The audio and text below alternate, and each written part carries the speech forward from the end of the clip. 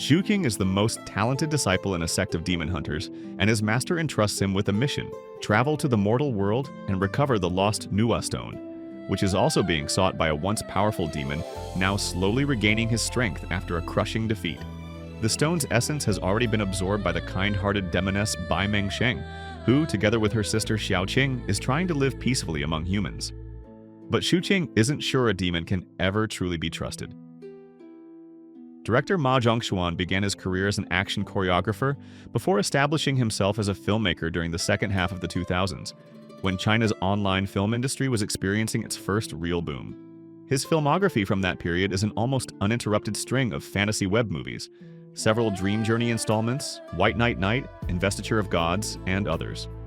Officially, Twin Serpents is listed as a 2025 release, but everything about it suggests it was actually shot much earlier, most likely in the early 2000s, or perhaps even around the turn of the decade.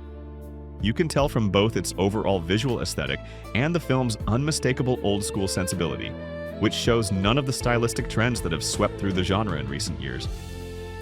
Then again, among the movies that appeared on streaming platforms in 2025 and 2026, only a fraction were actually produced shortly before release. Most are older projects that were simply polished up and dumped onto streaming services to clean up studio balance sheets. All of this means that Twin Serpents is almost defiantly old-fashioned. Its CGI is exactly the kind that was considered perfectly acceptable for online productions in the mid-2000s. Not embarrassingly bad, but hardly something that will impress anyone either.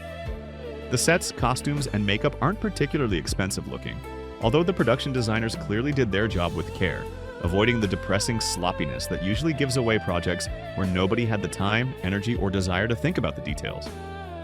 Like many fantasy web movies of that era, the action is more suggested than genuinely staged.